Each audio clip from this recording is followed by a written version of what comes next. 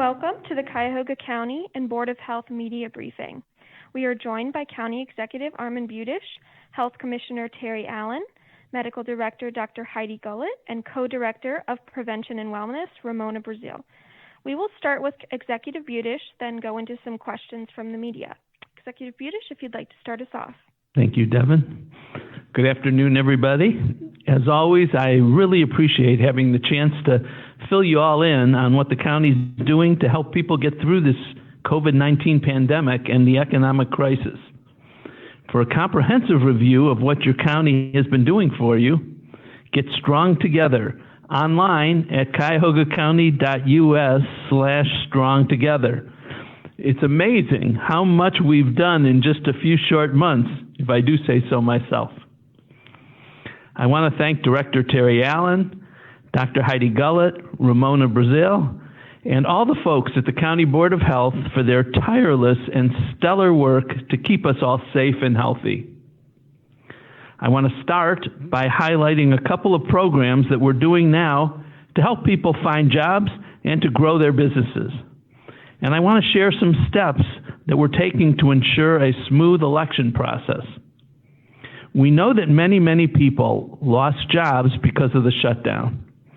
This has created terrible strain and terrible pain around our county, particularly as the federal government continues to be stuck in an impasse over any additional support.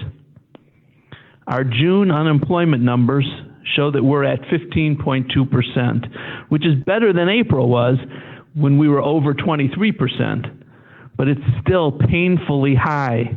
And if you're one of the many people who are out of a job, the statistics don't matter.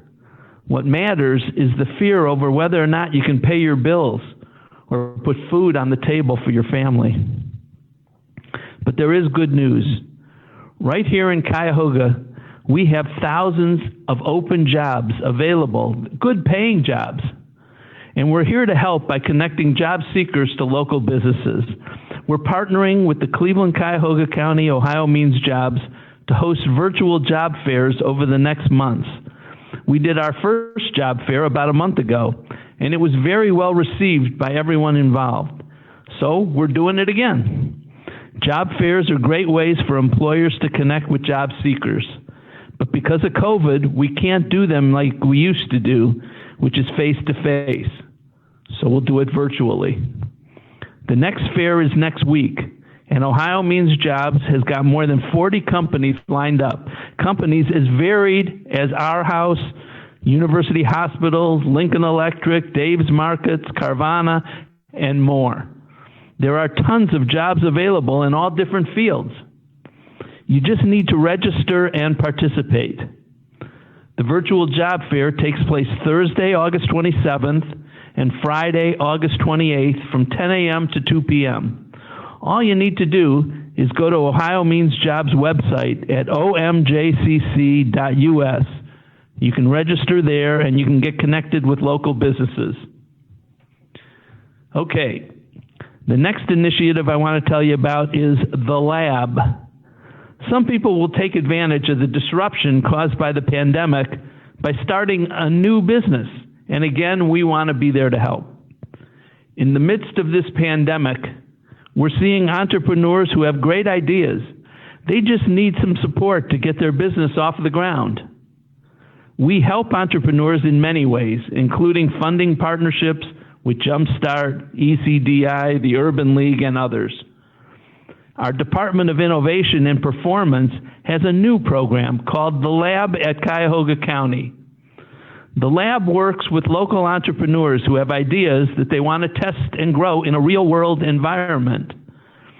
This is important because trying out a new product or a new service is often the hardest part of launching a business.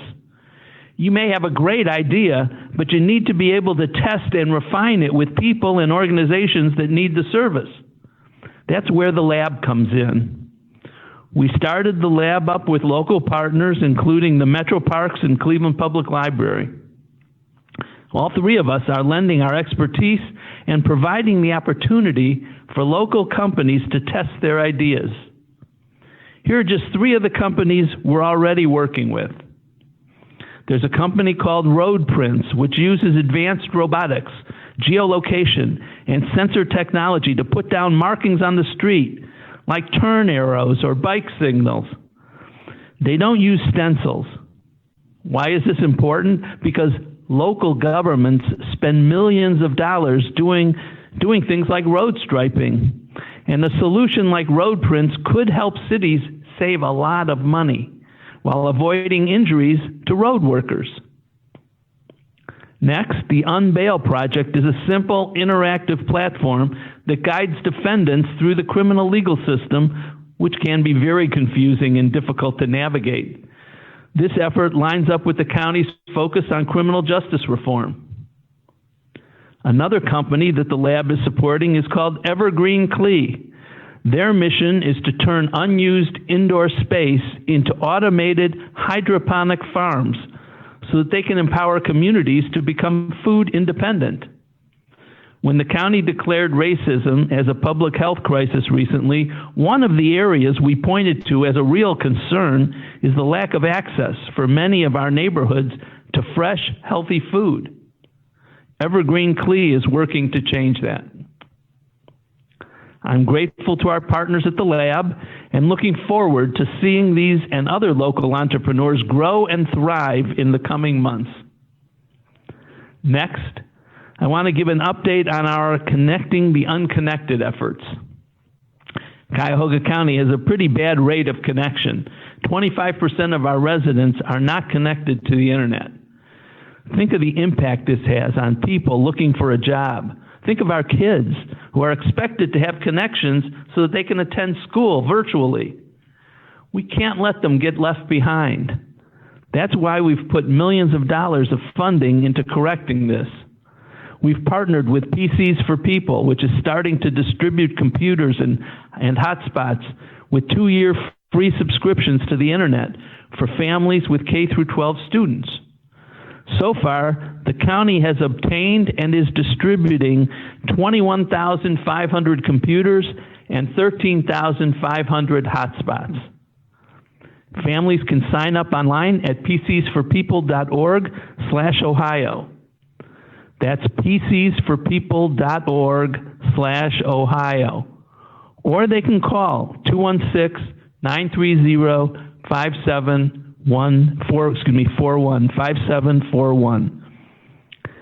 Pickup locations are available across the county at participating Cuyahoga County libraries. We appreciate the support of Eaton, GE Lighting, Squire Patton Boggs, and other businesses that have stepped up to donate computers and other technology.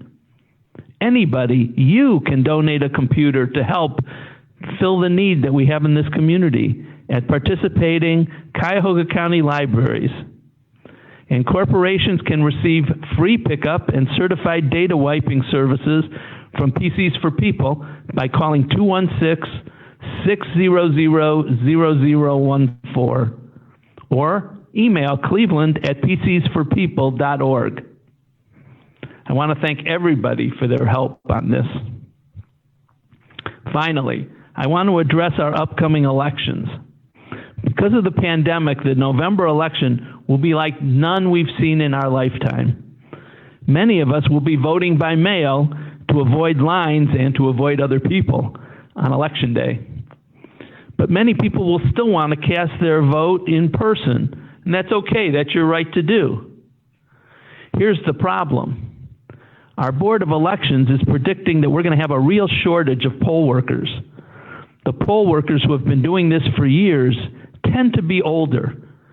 Now, because of COVID, many of them are worried about their health and may just not want to work the polls in November. So we need an influx of workers to help staff the polls. This is urgent. Without enough poll workers, polling locations may have to be consolidated and closed, and the resulting delays are likely to be horrendous. We just can't let that happen here. That's why the county is teaming up with the Cleveland Cavaliers to give our employees the opportunity to take the day off work with pay to work at the polls. And we're urging other businesses to do the same.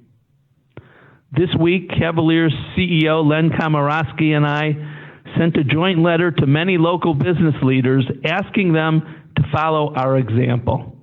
And I'm asking again, if you're a business leader, you have the ability to help make our election go smoothly, to help avoid long lines, and to keep polling locations open. So please join us and join the Cleveland Cavaliers and make it easy for your employees to take the day off to work at the polls. And by the way, your employees will also get paid $250 by the Board of Elections for working at the polls. If you're an individual who wants to work at the polls, or if you're a business leader who wants to help, call the Board of Elections at 216-443-VOTE. That's 216-443-VOTE. Now, for those of you who don't want to vote in person and prefer voting from your home, I have some strong advice for you. Get your ballot application in now, right now, today. You need to go to 443vote.com and click on the Vote by Mail link on the left-hand side of the page. Request your ballot now. The Board of Elections will begin mailing out ballots on October 6th. And then once you get it, immediately fill it out and mail it back. We've all heard the concerns about the post office. The post office can handle the volume, even at record numbers, but we need to give them as much time as possible. So go to 443vote.com and request your ballot. And once you get it, send it back immediately. That should leave plenty of time to get it to the Board of Elections. Before I turn it over to Commissioner Allen, I want to say that I'm grateful to all of you for working hard to follow the health guidelines that are put out by our Board of Health and Governor DeWine. As you'll hear from Director Allen and Dr. Gullett, our numbers are getting better. In fact, yesterday, the governor announced that we were an orange county. No, not the OC, like on TV, but we're still Cuyahoga County. Don't worry about that. But seriously, I know that masks, social distancing, and all the other stuff we're asking people to do, it's a pain, but it works. If we want to get out of this with our economy and our health intact, we need to keep it up. Thanks to your efforts, we're winning the battle. But especially with some schools starting back up, we need to keep up the fight. We cannot stop now. If any group of people can do this, it's us. We know what it is like to struggle against adversity. We're in this for the long haul. Let's stay strong together. Thank you.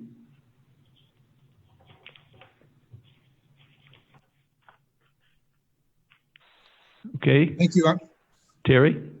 Thank you, Armin. I'm glad that you mentioned the Evergreen Partners, Armin. I have had the good fortune to go to the greenhouse and visit, and it's a great job creator. And they actually have a lettuce there called Cleveland Crisp, our very own Cleveland Crisp, and you can buy it at area grocery stores and support that great local business. So as always, thank you, Executive Budish and your team for your collaboration in this pandemic response. I wanted to mention today that your team at the County Emergency Operations Center continues to be a fantastic partner in assisting with mass compliance. And by the way, I should thank the executive, his support in dealing with a opportunity to for people to report their masking experience, and also to report cases where people aren't masking to the degree they should. That is having a big difference. And our work locally is making a difference, and we're seeing people masking at much higher rates. And I think that is in no small part of our good news today. And also the folks at the Community Emergency Operations Center have been working with us with our school systems as we work to gather information to make good decisions as we go forward through this very uncertain time. So thank you very much. So we have a water line break here at our building, and we've been dealing with those issues concurrently. And so our co-director, Ramona Brazil, co-director of Prevention and Wellness, Ramona Brazil, and Dr. Heidi Gullett are here, but I'm unmasked. We're all unmasked, which means that we're not close to each other, but we're here to participating and working through a little bump in the road here at the building. So on August 20th, Thursday, August 20th, Governor Wine announced that Cuyahoga County would be moving to risk level 2, a public health emergency, or orange, in the Ohio Public Health Advisory System for the very first time since the advisory system started. Counties at risk level 2 are advised by the Ohio Department of Health to exercise a high degree of caution.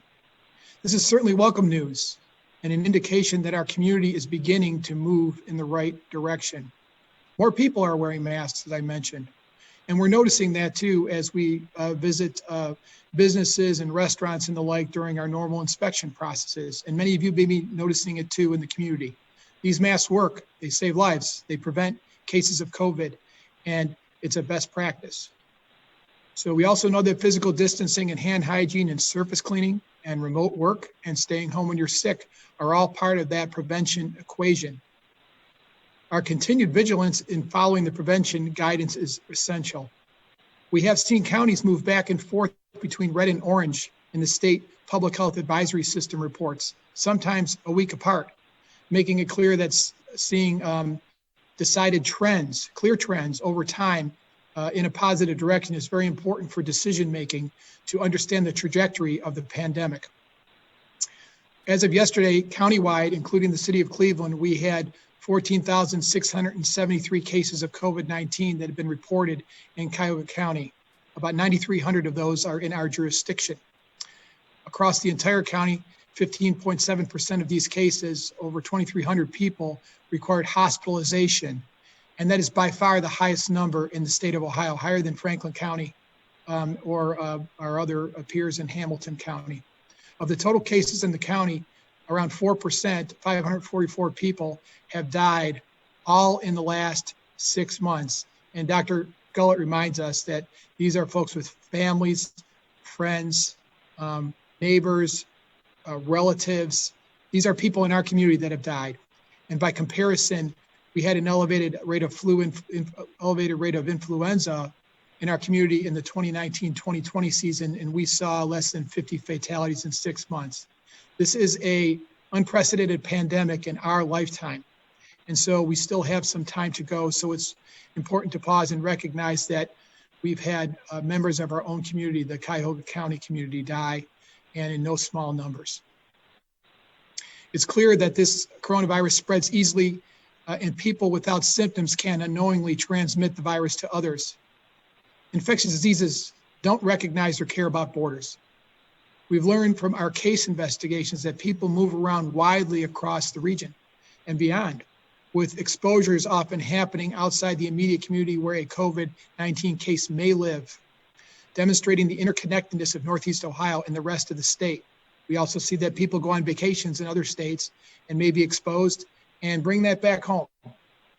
During the governor's briefing on August 11th, he stated that about 25% of changing gears, as the governor stated at his briefing on August 11th, about 25% of the state will start off the school year remote, mostly in high population counties.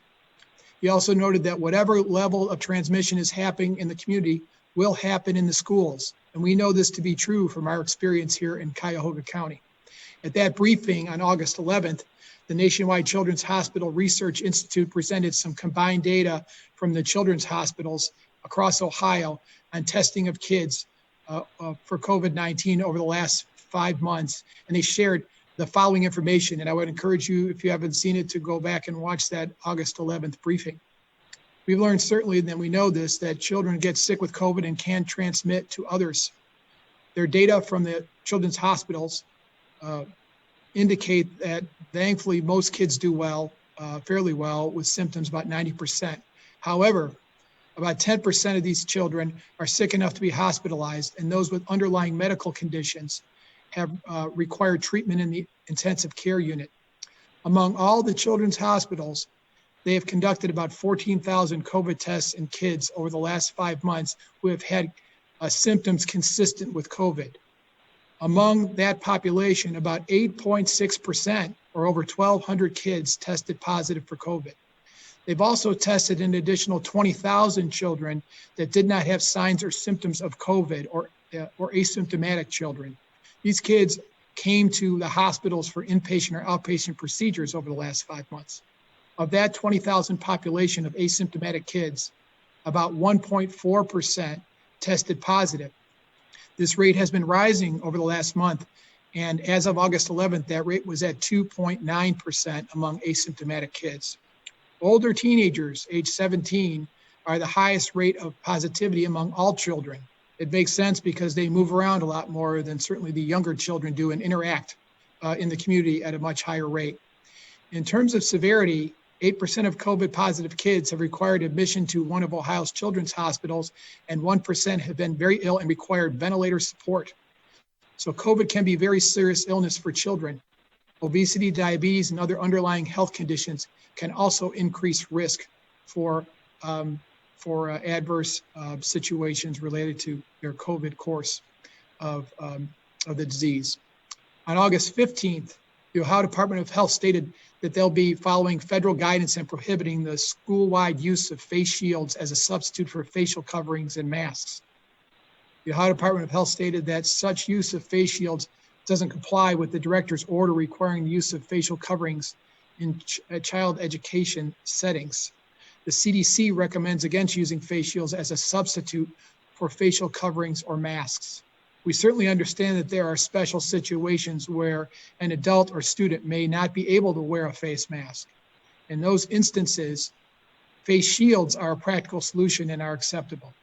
The use of masks or face coverings is intended to reduce the spray of respiratory droplets from the wearer into the environment and onto other people or onto surfaces. The mask or cloth face covering, as we know, should cover both the nose, the mouth, and also include the chin with little or no gap. On August 18th, Governor DeWine stated that he would allow both contact and non-contact high school sports to continue this fall with guidance provided for operation of these activities. We're working with our schools in reviewing the details of this order. Spectators will be limited to a small number of people close to the athlete, marching band members, or other participants. Schools will determine who is allowed to attend. There'll be people on site at contests to assure that social distancing and other prevention measures are followed. Several schools are also proposing to move fall sports to spring as an option. Students won't need to be tested to participate in sports. Each school district will appoint a compliance officer to implement the state guidance and assure compliance. The governor advised that schools in areas with greater spread should, quote, think long and hard about having contact sports. He said these are all tough decisions, and indeed we know that. There's not necessarily a right or a wrong answer. He said that we just ask everyone to weigh everything, make the best individual decision for that child, for that team, and for that school.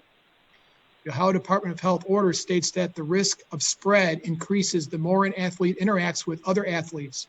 The closer the physical interaction of the athletic participants, the longer the interaction, and the more sharing of equipment there is by multiple athletes. Board of Health recognizes that these are indeed difficult decisions for all school districts. We clearly recognize that education and extracurricular activities are very important for a child's mental and physical health. And we also understand the importance of resuming in-person activities when it is safe to do so.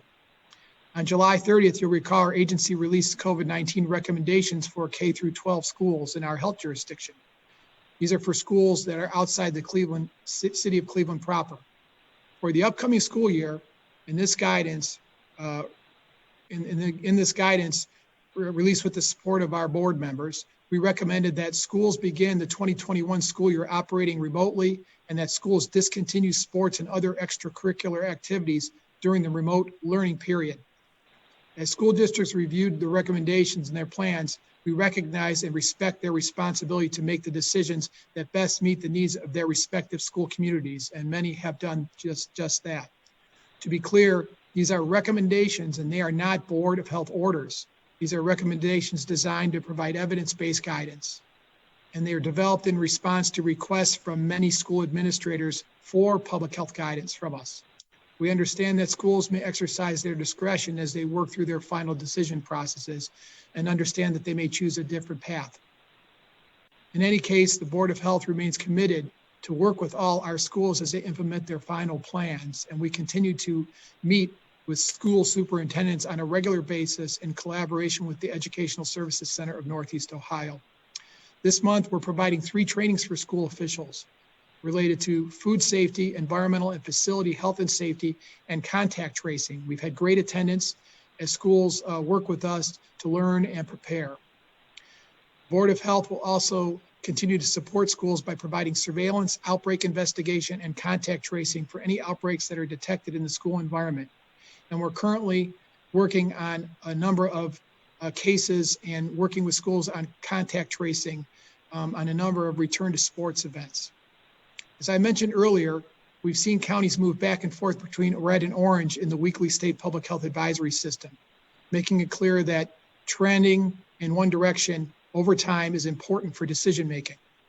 Taking into account all these factors, the Cuyahoga County Board of Health maintains its current recommendations for schools.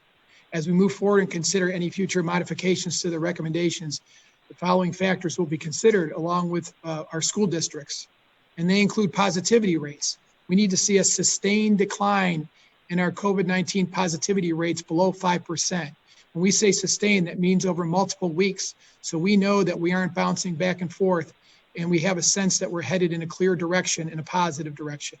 We also need to see a sustained decline in new case reports over a month period.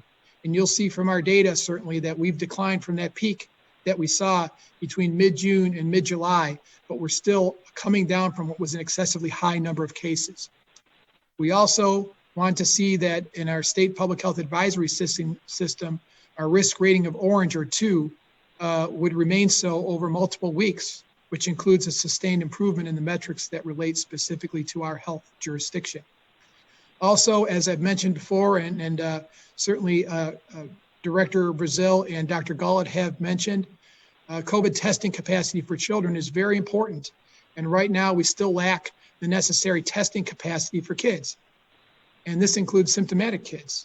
It's a challenge right now. And so it dramatically complicates our outbreak response in the school setting, and the lack of testing limits our response to a symptom-based investigation. We face these significant challenges even as flu season is just around the corner, and we anticipate that COVID-19 and flu will circulate in our community at the same time. If there ever was a year to get a flu shot, this would be it. Thanks as always to our incredible staff and partners, to Director Brazil and to Dr. Gullett and all the people of Cuyahoga County that are living through the challenges of this pandemic. This is tough for everyone. And if we stick together to protect each other, we can get through it all. Thanks for your time and attention, and I'd like to turn it over to Director Brazil.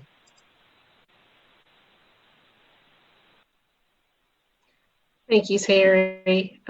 First, in the tradition of Dr. Gullett, I would like to start by sharing some gratitude and appreciation today. So I would like to thank our ever adaptable Board of Health staff. Today, we encountered an unexpected disruption to our building operations, and that meant that we needed to take our regular operations as well as our COVID operations fully remote this morning. And that happened pretty quickly and pretty seamlessly. So I continue to be proud of the work that we do and the way we do our work under any condition, including flooded parking lots and driving through mud, in our efforts to meet the needs of our communities that we serve. So I am working from home this afternoon, and I'm hopeful that my dog will cooperate for at least the next 5 to 10 minutes. So secondly, I would like to acknowledge the pain that this pandemic has caused in our community, from disruptions in work and school and interactions with family and friends. We understand that this has been difficult for everyone and life-altering and devastating to others. I would like to keep encouraging people who may be struggling with mental well-being and addiction issues to seek help through the services offered through our county's alcohol, drug, addiction, and mental health services board. There is no shame in needing help. I would also like to thank the county as well as the many community organizations that have helped through food distribution, computers, and internet services for children, to distribution of masks to workers still visiting at-risk children. there's a lot of work that has continued to support our community in getting through this. And hopefully we will all be stronger on the other side of it. So there will be another side of it. So this week brought reported cases down to the lowest numbers since we have seen since the end of June. We have 591 cases this week compared to 619 the week before, and from our highest number of reported cases, which was in mid-July at 919. It is through the efforts of our community by continuing social distancing, wearing masks, and staying home from when sick that we've been able to see this decline in cases. And we hope to continue to see this decline. But we've learned that the picture can change quickly, as it did from mid-June to early July. So we encourage people to continue practicing these measures to minimize the spread of COVID-19. I want to talk briefly about schools. We have been preparing and planning with schools, with the Educational Service Center and schools and local school districts to develop and implement plans to prevent and minimize spread of COVID-19 in the school setting. We will work together to respond to cases. Today, we have responded to cases in athletes as well as in school staff. And our process will be similar to other outbreak investigations that we have led in other settings like long-term care facilities, child care, and group homes. So just to quickly give an overview of what that process looks like. When we receive notice of a positive case at a school, we will work with the school to identify close contacts of the student or staff member.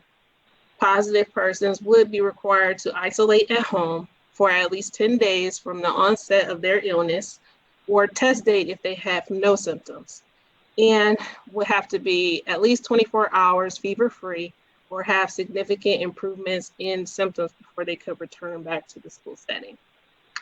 We will place those who are in close contact in quarantine, and that would be for at least 14 days from the date of contact from a person with COVID-19. We are following guidance from the Ohio Department of Health and the Council of State and Territorial Epidemiologists to determine if there is a cluster outbreak in schools. So a cluster has at least 2 lab-confirmed cases of COVID-19 that can be linked together with a common exposure and occurs within a 14-day time frame. And that's considered to be the incubation period for COVID-19. This definition is important. We can have multiple cases at a setting that are not related to each other. So if you can think of somebody who goes to work, there could be 2 positive cases at a work setting, but they may not be around each other. They may not work at the same shift. They may not have been at work at the same time. When they got sick is different from outside of that time frame we just talked about. So although they both may be positive, they may not actually have the same exposure. And so an example where we might actually have a cluster are people who do have a common source of exposure. So it could be playing together, riding in a car, or sharing a drink. So when we do our investigations, that's part of the work that we do, is to try and understand how that transmission is occurring. And that helps us to determine what kind of measures need to be put in place to try and reduce the spread of COVID-19. So that's where we would work with schools to help us identify that and then put in place whatever we needed to minimize that spread. We understand that this is a difficult time for parents and families. I'm a parent of a young child myself. And we do encourage staff and families to continue to cooperate if you are contacted and be open about potential exposures. We understand that this can be very scary. But it will be necessary to minimize the spread of COVID in schools. So, we've already had a couple of stories of athletes who may not have wanted to cooperate with contact tracing or their families because it means they can't play that sport. But we understand that the danger is if people continue to play and they get sick, that they can get a lot of people sick. So it is really important to be open and transparent about potential exposure. We also have seen some national examples in colleges returning to campuses. and the social interactions outside of school that are thought to be contributing to its spread. We also saw that when many businesses opened up. So people may be mindful while they're at work, you wear your mask, you stay socially distant, but, kind of let their guard down after work. And so things like riding in a car or sharing a cigarette or a drink. So I would like to remind staff and families to also be vigilant outside of the school setting to minimize spread. With that, I will turn it over to Dr. Keller. Thank you so much, Ramona.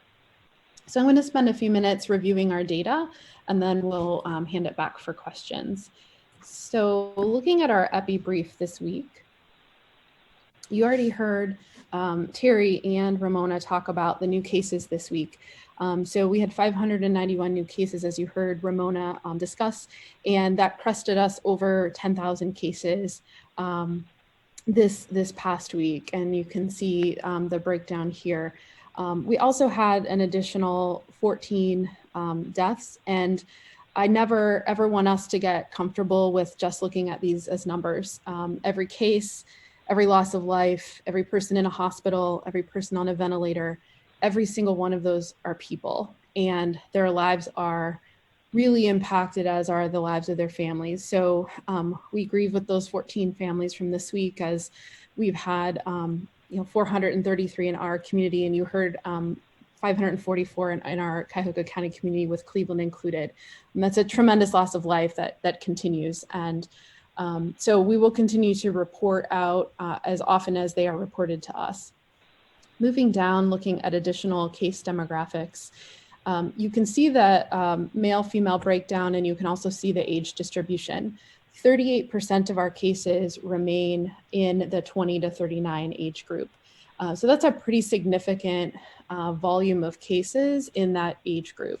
We just want to remind folks that it's affecting everyone across the age spectrum.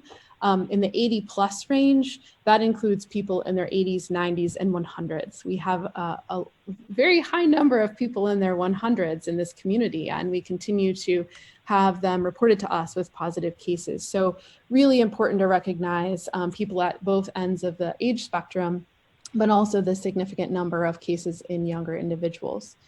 You can see that the breakdown for race of all of our cases at this point is 46% of cases identify as white and 40% as Black. 7% is unknown. Other 6% people identify as that category, and then 2% is Asian. And just below that, you'll see our ethnicity, with 3% of individuals identifying as Hispanic, Latino, or Latina. Our number or proportion of healthcare workers of the overall number of cases, or percent of cases, is 17%. You may remember back what seems like 3 or 4 years ago, which was really just like 5 months ago, the case of healthcare workers was much higher. It was in the mid 30%. And that was because that was mostly who was being tested early on and where we saw a lot of transmission happening. And then through the amazing support of our county executive, county government, and our hospitals, we were able to get additional PPE, and infection control practices were enhanced. And so we see much less transmission happening in the healthcare setting. And this also is a reflection of us now testing way more people out in the community. So it's good to see that that number is lower. You'll see that about 37% of our overall cases since the beginning have pre-existing conditions, meaning conditions that put you at higher risk for obtaining an infection. So things like diabetes or cancer or heart disease and many others. And you'll know, you won't see it here, but our most recent data analysis, thanks to our amazing data EPI team, is that about 60% of those who have lost life in our jurisdiction, so those who have died, 60% had pre-existing conditions. But that leaves another 40% who've died who don't. And so I really want to use this to say, yes, pre-existing conditions make you at much higher risk for being hospitalized and needing an intensive care and needing a ventilator. But people without pre-existing conditions are also very susceptible to this infection, as well as to the ultimate complication, which is death from this infection. Jonathan, you can move down lower. Thank you very much. This is our epi curve. And, every week I continue to be amazed looking back to the end of February when our first cases were diagnosed at the beginning of March, but had symptom onset at the end of February. This is a lot of work and a tremendous amount of work. And I want to again underscore the gratitude that Terry and Ramona expressed for our amazing staff at the Board of Health, as well as our partners in local health departments in our region and across our state, who've worked really, really hard to keep this curve flat. But you'll see July was not a flat curve, and we're very grateful that we're coming down, but we still have a very high number of cases weekly. We had about 75 cases on average per day this week, each day, as compared with over 100. We had as many as 168 in one day in July. So you can see we're definitely steadily coming down. And we want to give kudos to our community for wearing masks and social distancing and doing everything you can to help us get through this as quickly as possible. But please don't take your foot off the gas. Please continue to do all of these things, because as quick as this is coming down, and it's really slowly coming down, it can go right back up. And we want to just, not lead with fear. We're trying to lead with evidence and data, but we really want people to know that we still need you to do these things, particularly as it gets colder and we move inside more. We're spending a lot of time outside right now, which really helps dissipate transmission between person to person. But as we move back inside, we're going to be again in closer quarters. Moving down below, you can see our weekly map. This is the zip code map that we've been presenting since March, and this does include the city of Cleveland. So you can see all of the zip codes in their entirety in the county. Moving down. The hospital utilization data for this week is relatively similar to last week. You can see that adult medical surgical beds are at 85%, just a slight decrease from last week. We have critical care beds at 81%, pediatric beds utilization at 58%, and ventilator usage for adults at 41%. And again, we present this as just one more piece of context, one more piece of information to help you understand what is going on in our community. Not all of these beds are being utilized by people who have COVID. But when you have a pandemic or you have an outbreak, it's critically important to understand what capacity you have should you have a surge of new infections, like we unexpectedly saw in July. So this represents people who are admitted in our county. This does not represent people who are only from our county. We have quite a bit of hospital capacity here. So people are transferred in, people come here to seek care. So this just reflects the beds that are available at present. And we'll continue to track this as we move forward. And finally, looking at the very bottom, you'll see this is the cumulative or aggregate hospital testing data between Cleveland Clinic, Metro Health, and University hospitals that we present every week. This does not include the private labs like those that your private doctor's office might send out, nor does it include pharmacy testing labs. So this shows that we have a percent positive that's decreasing this week. We were as high as 9% in July for 1 week. So you can see that this is a marked improvement. We're very pleased with this. You can also see we've been hovering around 20,000 or so tests per week between these three hospitals, which is excellent.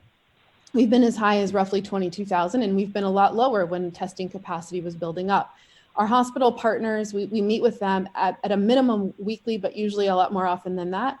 And they are working tirelessly to get more testing capacity in this community, including for children. Everybody understands that. Our state officials, our hospital partners, we're all working as quickly as we can to increase capacity and numbers going into the fall when we know we'll have influenza also circulating.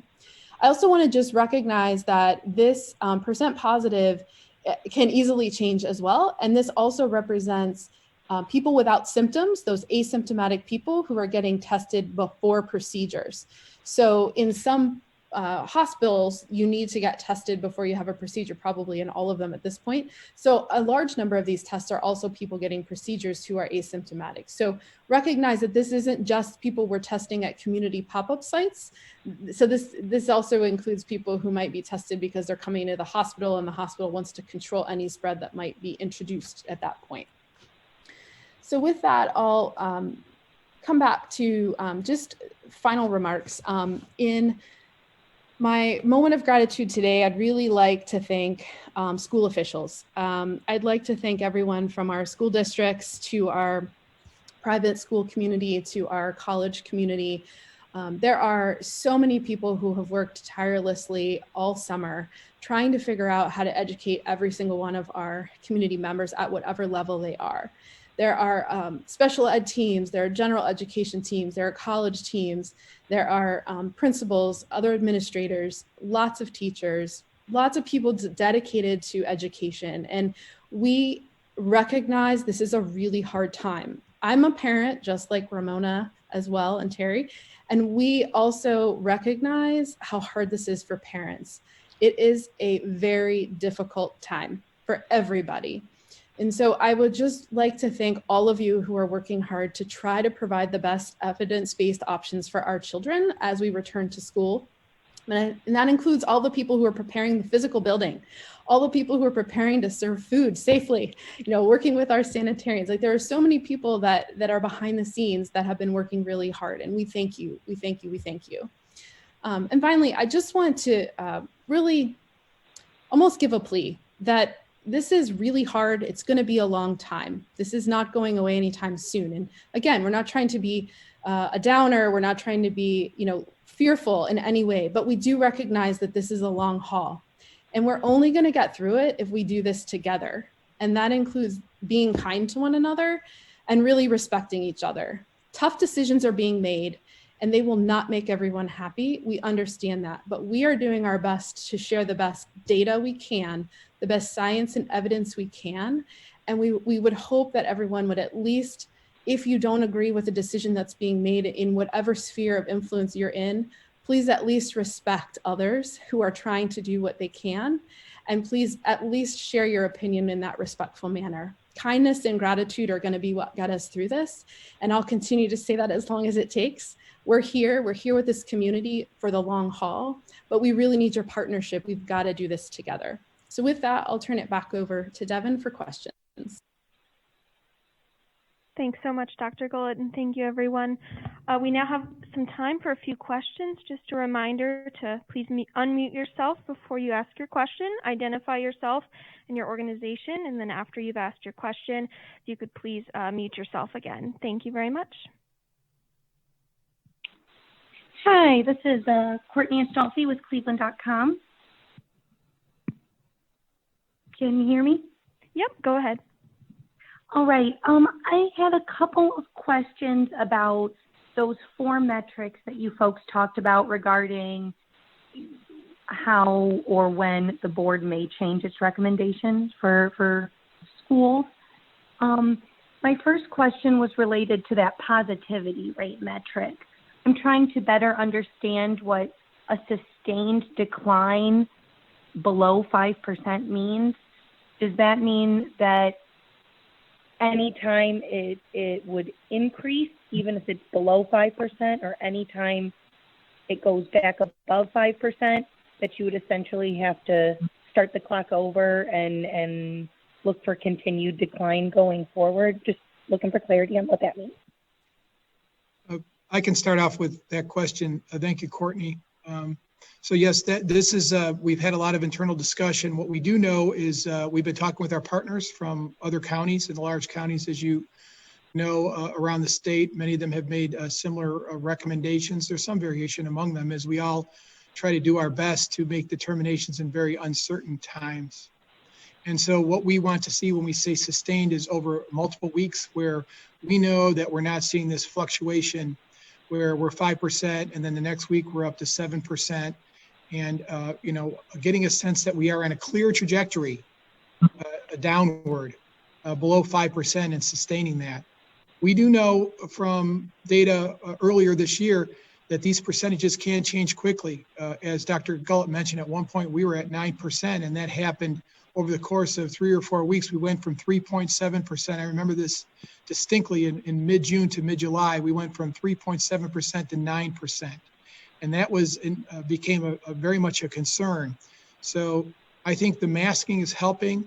I think we want to see this idea of a sustained decline, a continued drop over multiple weeks below that 5% threshold, so we know that we're sustaining it. I know that For instance, New York City made determinations on recommendations for in-person schooling because they were sustaining a 1% positivity rate almost across the board among everyone tested. That's fantastic. It would be great if we could get there and sustain that type of positivity rate so you'd feel comfortable that we have a good level of protection. But we want to see us move below 5% and sustain that over multiple weeks. We also want to see that orange rating, as I described, sustained over multiple weeks below or at orange and not fluctuating back and forth between orange and red. And we have seen that among counties, as you've seen the reports from the governor on the weekly public health advisory system. And then the other piece is, I mentioned the case reports. We're still coming down from what was a peak in mid-July, high in the 900s, and we're now just under 600. We're coming from great heights. And so that movement is very promising, and that continued drop we're going to continue to watch. The last piece is the testing piece, and that is very much a work in progress. We need to see that testing capacity in place to help us understand and diagnose when we're seeing outbreaks and having positive cases, then work from to identify close contacts so we can make decisions about isolation and quarantine. We were having those difficulties in March, as you'll recall, when we did not have the testing capacity. And so you're basically working with symptoms. If you're working with symptoms without any confirmation, as certainly Director Brazil and Dr. Gullett can tell you, we're going to have to err on the side of caution. If people have symptoms that are consistent, here we are in the flu season coming forward, and people have symptoms that are consistent with flu. We don't know if it's flu, we don't know if it's COVID. And so we've got to err on the side of caution to protect kids, to protect staff, to protect families. So these are all factors that we need to consider. And we think that collectively, as we know, the rating system, orange, is based on a range of other metrics, many of the clinical metrics that Dr. Gullett described. So we want to continue to talk with our partners, continue to review the data to make the best decisions. And in the meantime, we know schools have made decisions that they think were best for them in what are very difficult times relative to sports, extracurriculars, and their actual plan for curriculum delivery. Hey, thank you. And that testing capacity for children was my second question today. Are there efforts underway by the county, the Board of Health, the state, to boost that testing capacity for children? What progress is happening there, if any? Thanks, Courtney. This is Dr. Gullett. I'll take that. So it is, we have made it very apparent for months that this is a challenge. It began to be a challenge back in March when there were still daycares that were open under the emergency orders. There were certain daycares that were open. And so we have been dealing with testing challenges in children since March. We at the Board of Health and our team, our community strike team that we deployed for testing was comfortable testing kids. And I have distinct memories of testing newborns in March when we had a congregate situation with positive individuals. So we have been doing our best in outbreak investigations and cluster investigations to test children, but it's a very small volume, and it's not been something that has been able to be scaled. So we have shared this with the governor, we've shared this with our state colleagues at ODH, we've shared this with all of our hospital partners, and in fact can continue to talk about it multiple times per week. So everyone is doing their best from the hospital lab perspective to try to increase that capacity. But we don't have a lab at the Board of Health, and we don't have a capacity for large volume testing. So at this point, we're handling things on a case-by-case basis and trying to do what we can in cluster investigations that involve children to get them tested. Our community health centers have stepped up in a remarkable way in order to offer some pediatric testing availability, but they also are not labs. They are simply people who can order the test and collect it, but it still has to be run at one of the hospital labs. So, I don't have specifics. I wish I did, and I will celebrate the day I can come to you, Courtney, with good news about we have this much more testing available, but I can just at least reassure you that there are a lot of people working on the situation, but it's a problem across the entire state. It's not like it's limited to our community. We just have a large volume of children here. Thank you. Thanks, Courtney. We have time for one more question. Hi, this is Layla Tassi from Cleveland.com. My question is well, it's multi-pronged. It might be for Ramona or Terry. So when looking at school reopening plans throughout the county, it seems that they get a little murky around the question of whether parents will be notified when a student in their child's class tests positive for COVID during in-person learning.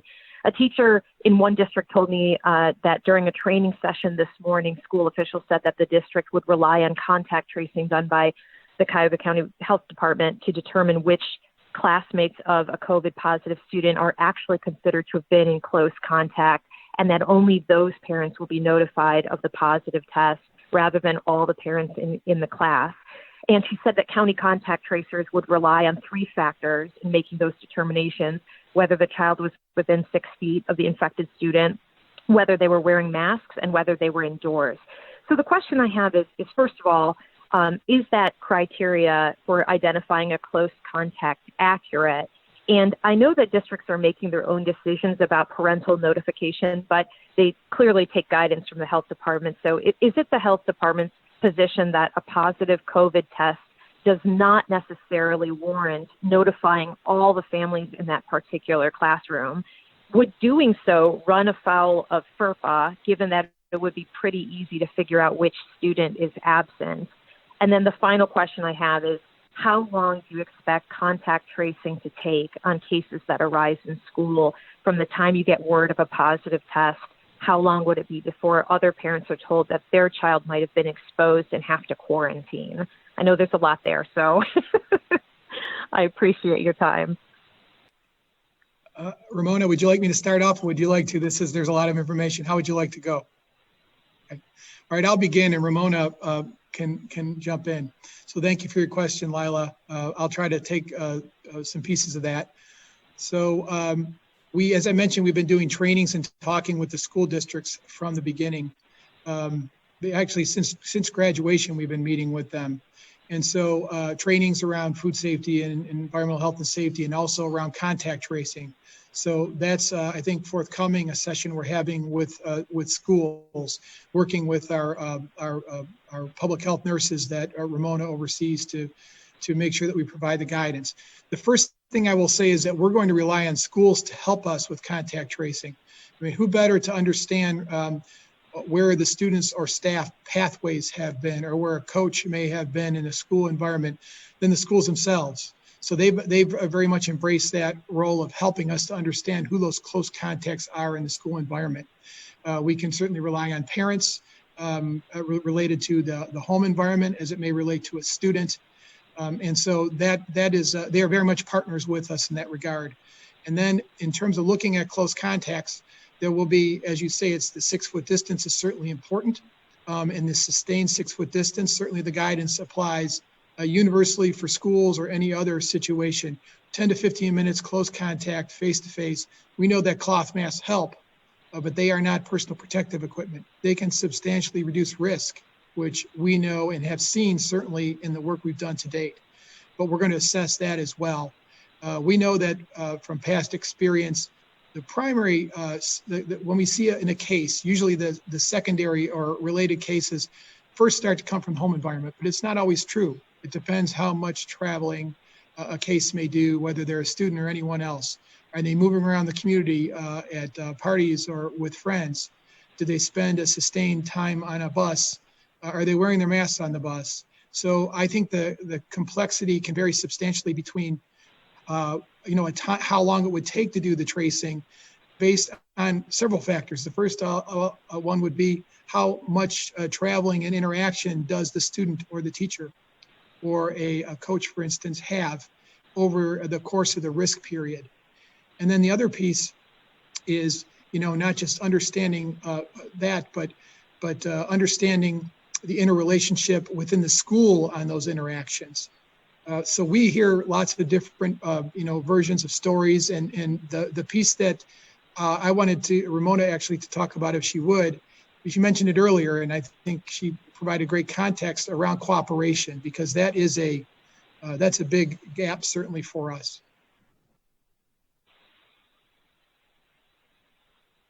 So yes, I would agree about close contacts. They can get a little bit complicated. It's not extremely straightforward, but yes, we would be looking at what was the distance between students, what was the amount of time that they were around each other. The classroom in itself is the way that we would look at it, but as Terry mentioned, we would also look, do they ride the bus together? Did they spend time outside of school together?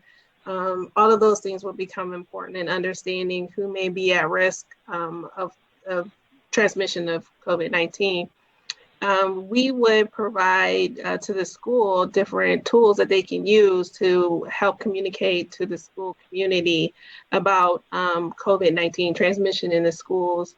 It would be up to the schools to decide how far beyond the student in those initial contacts to inform the school body.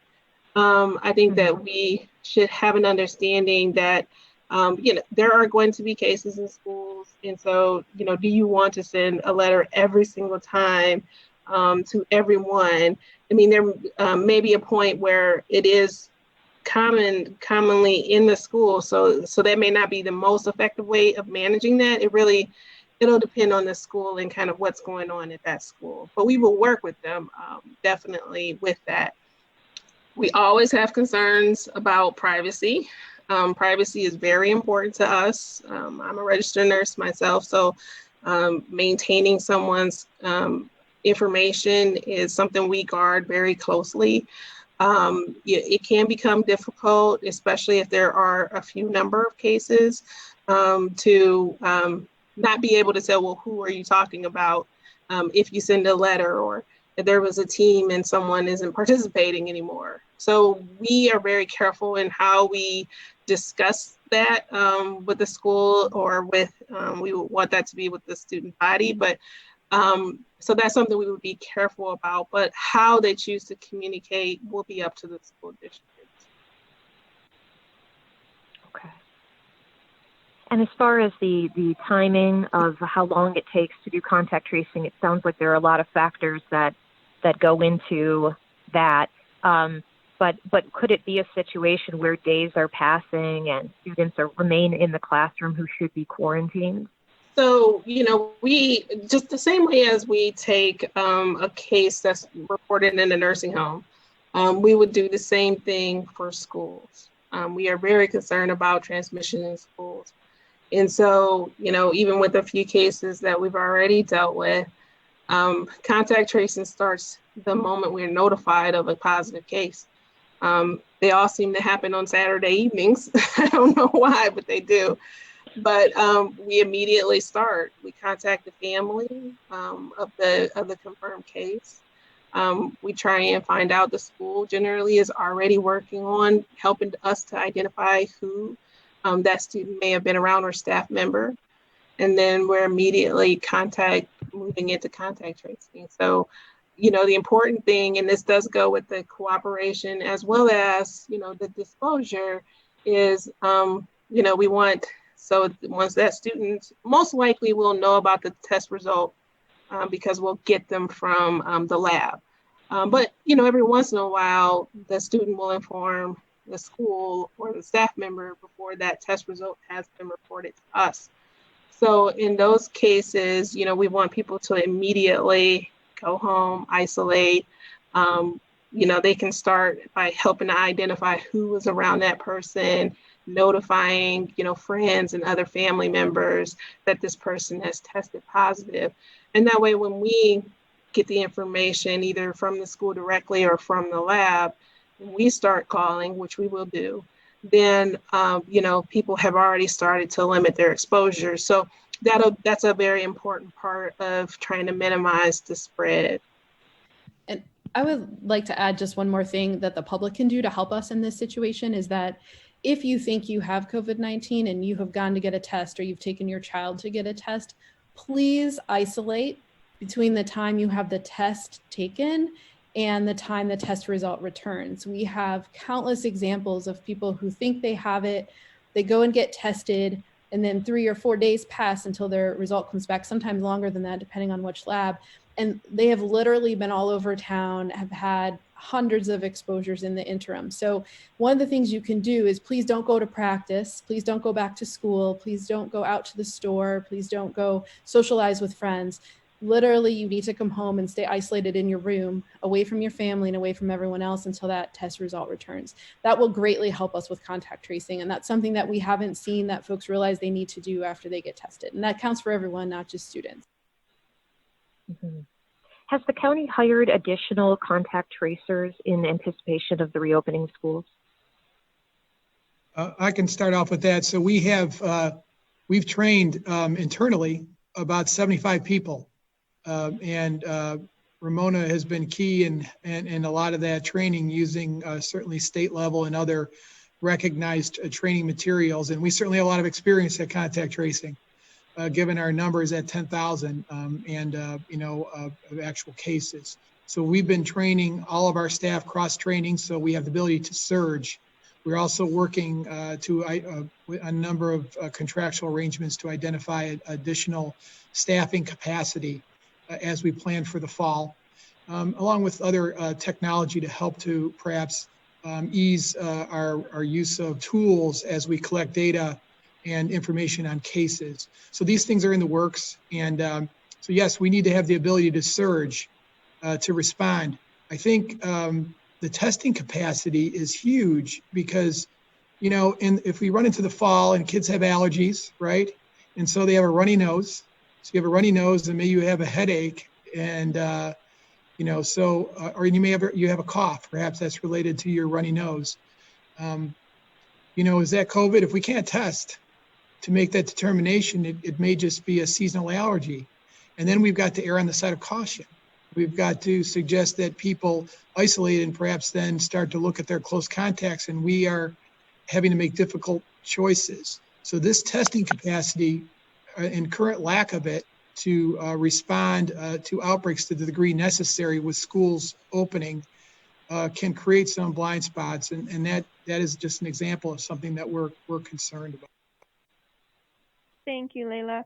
We have time for one more question if there's any other media organizations that had anything.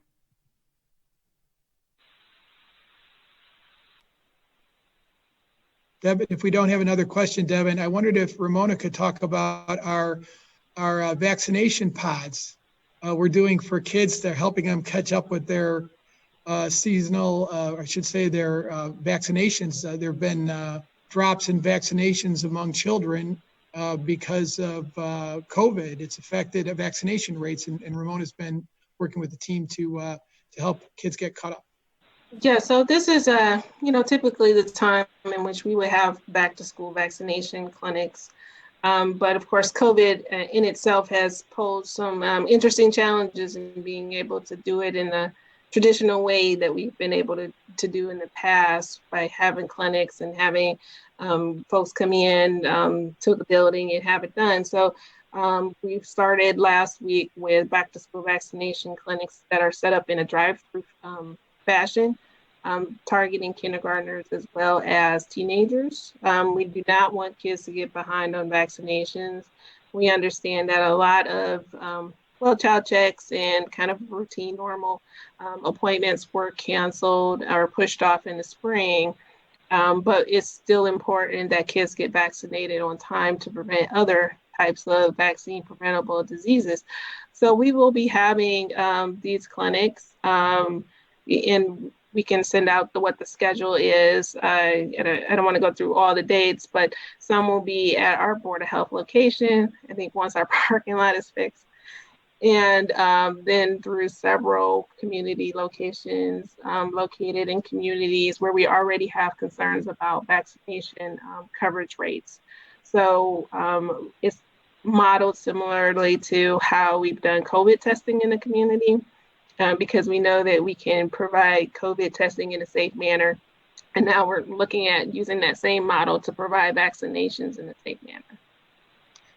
Thank you, Ramona. And I know this is an issue that certainly is near and dear to the heart of the county executive. He's been interested in childhood vaccinations and concerned, and has been asking about how COVID has affected our children and their vaccination rates. So we're trying to be responsive in that regard to do what we can to try to help kids catch. Thank you for doing that.